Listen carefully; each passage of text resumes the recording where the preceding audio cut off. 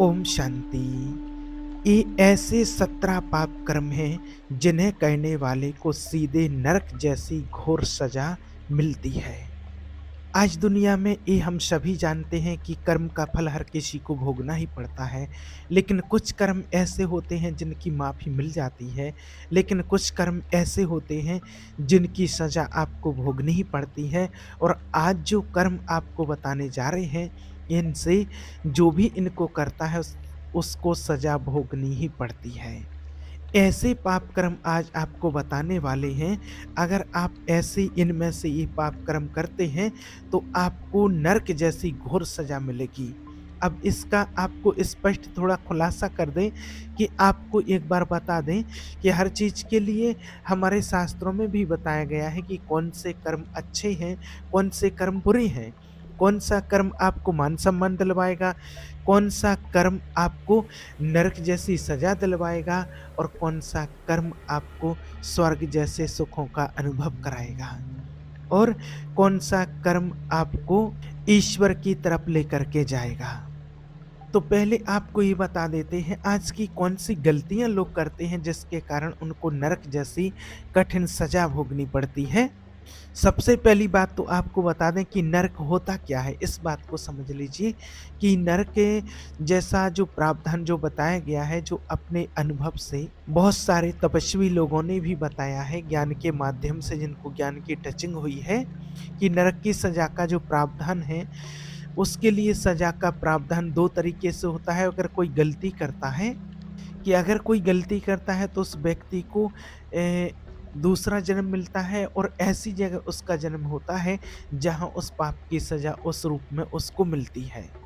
उसको जन्म मिलता है, जैसे ही उसका जन्म होता है और वो जन्म लेकर के वो आत्मा आती है और वो नरक जैसा जीवन जीती है। इसको ही नरक की सज़ा कहते हैं, इसी को कहते हैं कि नरक जैसा जीवन जीना, नरक जैसा कष्ट मिलना।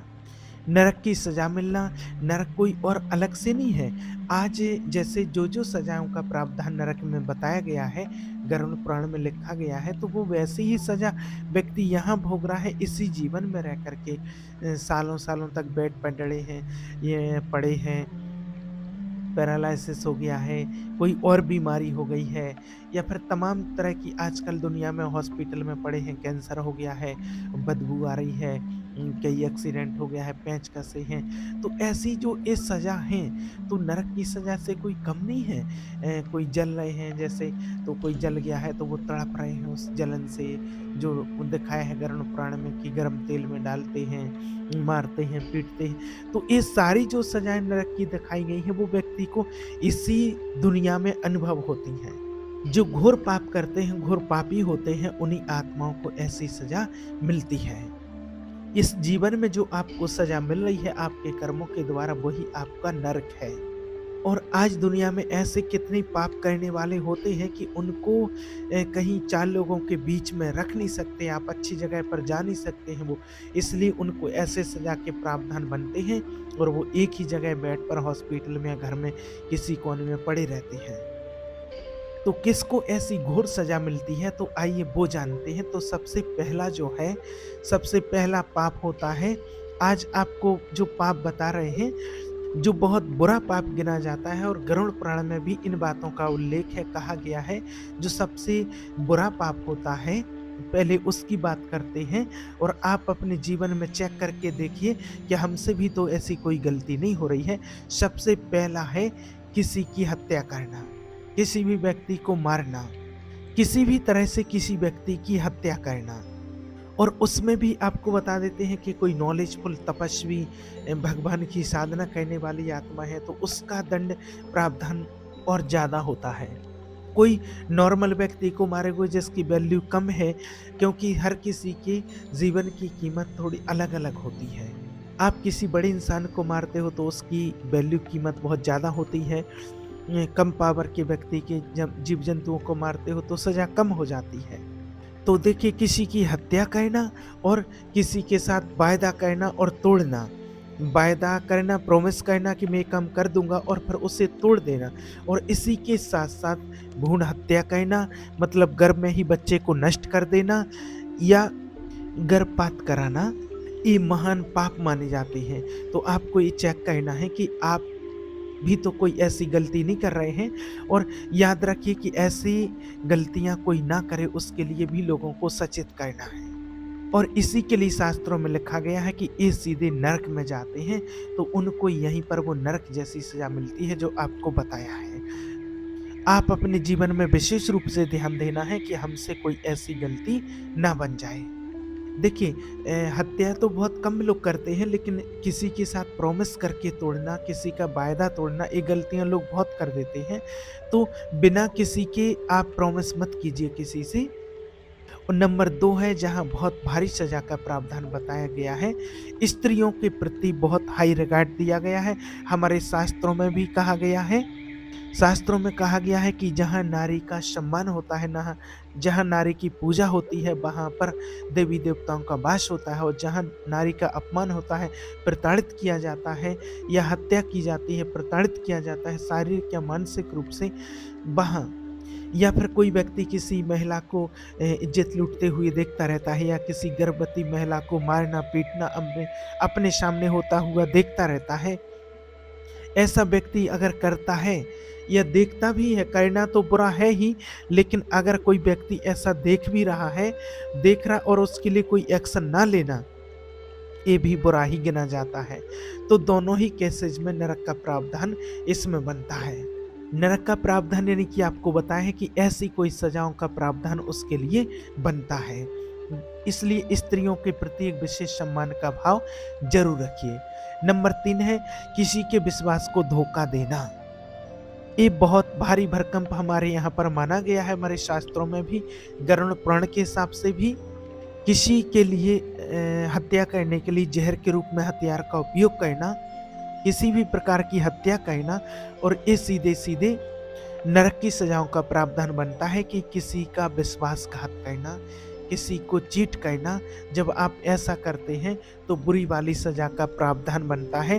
तो विशेष रूप से आप ध्यान रखिए कि चाहे किसी की कोई कैसी भी कंडीशन हो, लेकिन लोगों का विश्वास नहीं तोड़ना है।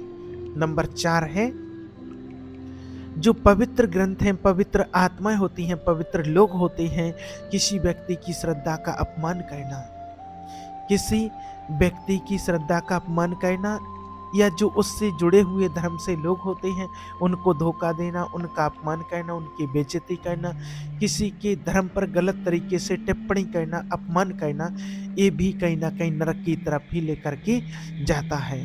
किसी के विश्वास पर आप उंगली ना उठाएं। हो सकता है कि व्यक्ति गलत हो सकता है, लेकिन हमारा काम नहीं है कि हम हर किसी को गलत बोलता फिरें। हाँ, अपने तरीके से आप मार्गदर्शन दे सकते हैं। कोई गलत दिशा में जा रहा, आप उसे मार्गदर्शन दे सकते हैं, लेकिन किसी की बेइज्जती करना, किसी को धोखा देना कि उसका विश्वास आपसे डिफरेंस है, ये भी सजा का प्रावधान बनता है।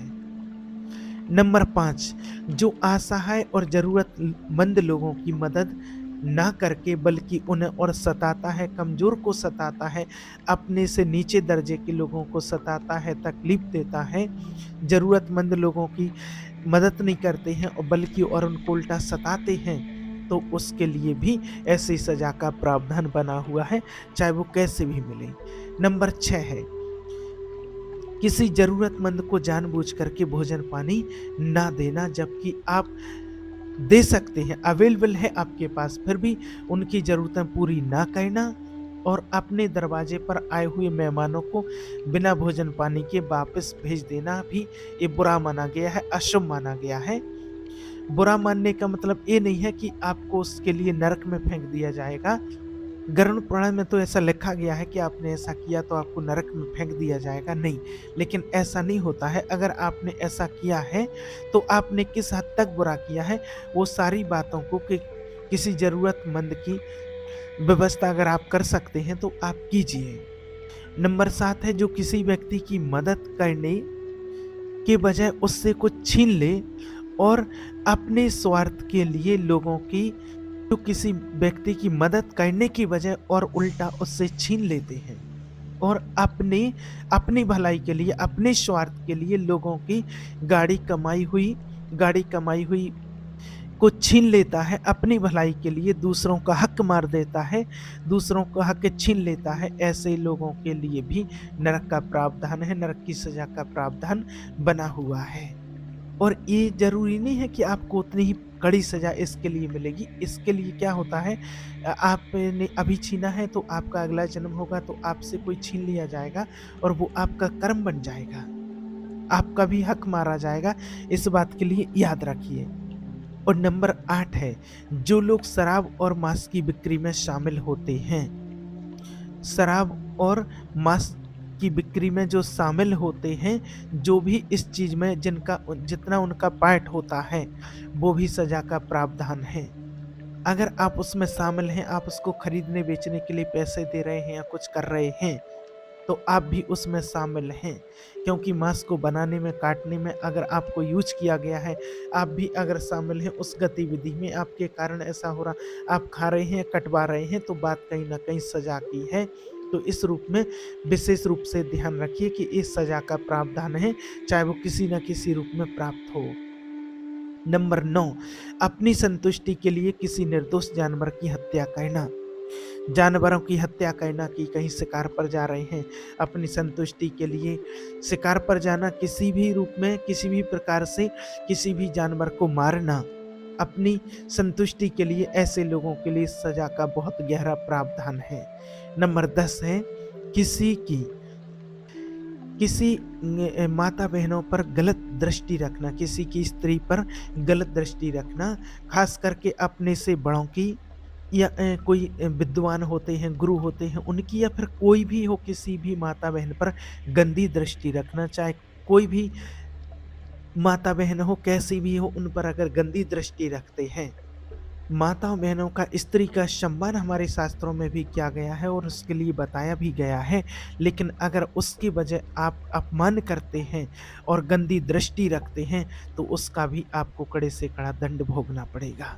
नंबर 11, झूठी गवाही देना, किसी निर्दोष को फंसाने के लिए अपनी सच्चाई का प्रदर्शन करना, किसी निर्दोष को फंसाने के लिए और झूठी गवाही देना और बुराई के आगे जाकर के झुक जाना, निर्दोष को फंसाने के लिए अपनी बातों को, अपनी झूठी बातों को सिद्ध करना, गवाही में ऐड होना, तो निश्चित रूप से इसमें सज़ा मिलती है। ऐसा देखा गया है, प्रैक्टिकल में भी देखा गया है कि जिन्होंने ऐसा किया है और उनको जब जीवन में सज़ा मिलती है, उनका जब कर्म बना हुआ होता है, तो उनको फिर बिना किसी कारण के भी किसी न किसी केस में फंसा दिया जाता है। फिर वो कहते मेरे साथ ऐसा क्यों हुआ है? आज आपने गलती नहीं की है, लेकिन कभी न कभी आपने ऐसी गलती ज़रूर की होती है। कभी यही शब्दों का प्रयोग आपने दूसरों को सज़ा दिलवाने के लिए किया था, तो वैसा ही आपको भोगना पड़ेगा। ये बातें आज आपको छोटी-सी लग सकती हैं, लेकिन बातें बहुत बड़ी हो जाती हैं जब इनका समय आता है, जब ये बातें पक जाती हैं तो बहुत दर्द भरी बन जाती हैं। नंबर 12 है, हरे-भरे वनों को, फसल को, पेड़ को, पौधों को काटना और प्रकृति के जन्म का विनाश करना भी पाप की श्रेणी में ही आता है। जंगलों को काटना, जंगलों को काट करके प्रकृति के नए जन्म का विनाश करना। एक ऐसा होता है कि आपने कोई, भाई कहीं ज़रूरत है, आवश्यकता है, वहाँ पेड़ काटने की, वहाँ कोई नुकसानदायक है, वहाँ से काट दिया आपने, कहीं और दूसरी जगह पेड़ लगा दिया, तो वो एक बैलेंस हो जाता है। लेकिन आपने कहीं वैसे ही काट दिया, ज़रूरत तो नहीं थी पेड़ों की, वो काटे जा रहे हो, तो प्रकृति के साथ एक आप बहुत बड़ा पंगा ले रहे हैं और इसकी भी सज़ा मिलती है, क्योंकि आप बिना वजह के प्रकृति को नष्ट कर रहे हो और ये भी कभी ना कभी सज़ा के अभागी होंगे और ये सज़ा मिल भी रही है। और आप देख रहे हैं कई जगह ऑक्सीजन की कमी हो रही है और ऑक्सीजन के कारण लोग मर रहे हैं। जो हमने पूरे काट काट करके तहस-नहस कर दिया, कहीं पानी की कमी हो रही है, कहीं कुछ हो रहा है, तो क्या सारी मानव जाति को इसकी सज़ा नहीं मिल रही है? तो ये सब पाप की श्रेणी में आता है, तो इसके लिए सब अलग-अलग प्रकार की सज़ा मिलती है। नंबर 13 है, किसी विधवा की पवित्रता को नष्ट करना या किसी विधवा को अपमानित करना, उसकी पवित्रता को नष्ट करना, ऐसे कर्म करने वाले को निश्चित रूप से सज़ा मिलती है। अब सज़ा इसके लिए क्या होगी, जो कितना पाप है और पाप का लेवल कितना है, उसके अनुसार ही उस व्यक्ति को फिर सज़ा मिलती है कि आपने कितनी ज़बरदस्ती की गई है या क्या किया है, तो इसके अंदर बहुत सारी बातें होती हैं। कई लोग ऐसे ही बोलते हैं कि अरे इससे क्या होता है, इससे क्या फ़र्क पड़ता है? नहीं, बहुत बड़ा फ़र्क पड़ता है और इसकी बहुत कड़ी सज़ा होती है अगर आपने किसी के साथ ज़बरदस्ती की है तो। नंबर 14 है, बच्चे और पत्नी आपकी बिलखते रहें, आपका परिवार बिलखता रहे, उनको बिलखता हुआ देखकर उनकी ज़रूरतें पूरी ना करना और उनको बिलखता हुआ देख कर के और अपने बड़ों की उपेक्षा करना, ये भी सज़ा का प्रावधान बनता है कि अपने पत्नी और बच्चों की ज़रूरतों को पूरा नहीं कर रहे हैं, उनकी जो ज़रूरतें हैं उनको अनदेखा करते जा रहे हैं और अपने पूर्वजों की भी आप उपेक्षा कर रहे हैं, तो ये भी सज़ा का प्रावधान है। और नंबर 15, जो व्यक्ति देवी-देवताओं को, बड़ों को सम्मान नहीं करता है, ईश्वर का सम्मान नहीं करते हैं, भगवान का सम्मान नहीं, देवी-देवताओं का सम्मान नहीं करते हैं, यानी कि अपने देवी-देवताओं का सम्मान करना, जिस भी धर्म से आप हैं, अपने देवी-देवताओं का सम्मान करना, ये आपके लिए उत्तम है। और अगर आप इसका अपमान करते हैं किसी न किसी रूप से, विशेष रूप से देवी-देवताओं को गाली दे रहे हैं, उसके बारे में बुरा बोल रहे हैं, बुरा सोच रहे हैं, तो निश्चित रूप से कहीं न कहीं एक टाइप की सज़ा की कैटेगरी में आता है। आपको इसके लिए कोई न कोई परिणाम ज़रूर भोगना पड़ेगा। नंबर 16 है, जो किसी भी महिला की इज्जत लूटने के इरादे से, शरणार्थी के इरादे से उनको शरण देता है और उसकी आड़ में वो अपराध करता है, तो इसमें बहुत बड़ा पाप गिना जाता है। निश्चित रूप से उसको, जैसे अगर उसको घर में शरणार्थी के रूप में शरण दी या कहीं पर भी उसको शरण दी, आश्रय दिया और फिर उसका मिसयूज़ किया, उसकी मजबूरी का फ़ायदा उठाया, तो ये बहुत भारी भरकम इसकी सज़ा आपको भोगनी ही पड़ती है, बहुत भारी सज़ा भोगनी पड़ती है। और ऐसे में आप जो दूसरों के साथ करते हो तो कहीं न कहीं आपके साथ भी ऐसा होता है। इसलिए इन बातों को विशेष याद रखना, कोई भी चीज़ करने से पहले सोचना, कोई बुरे कर्म करने से पहले सोच लेना, 100 बार सोच लेना। इसके बाद 17 नंबर है कि जहाँ कोई भी जैसे पवित्र हवन होता है, पवित्र हवन की वेदी बनती है, पवित्र कुंड बनते हैं, बगीचे या गौशाला, ऐसे में मलमूत्र का त्याग करते हैं, तो वो भी चीज़ें बुरे ही उसमें गिनी जाती हैं। इस बात को समझिएगा। आज आपको पॉइंट इसलिए बताए हैं कि आपके दिमाग में ये चीज़ें रह जाएँ और ये प्रावधान किस-किस चीज़ का है, किस-किस बात का है, किस चीज़ के लिए विशेष रूप से ध्यान देना है। पॉइंट तो बहुत सारे और भी होंगे, ऐसा नहीं कि जो गिनाए हैं यही हैं, और भी बहुत सारे कर्म हो सकते हैं और ऐसा नहीं कि और जो करते हैं वो सारे शुभ हो सकते हैं। नहीं, इन जनरल आपको बता दें कि मन, वचन, कर्म से अगर किसी को तकलीफ दे रहे हो तो वो बहुत-बहुत बड़ी कैटेगरी में, बुरी कैटेगरी में गिनी जाती है और इस सज़ा की कैटेगरी में आता है, चाहे उसकी सज़ा आपको किसी भी प्रकार से मिले। तो इन चीज़ों का विशेष करके ध्यान रखना है और हमें बचना है और दूसरों को भी इस चीज़ से बचाने की कोशिश करनी है, नहीं तो इसके लिए बहुत कड़ी से कड़ी सज़ा हर किसी को भोगनी पड़ती है। ओम शांति।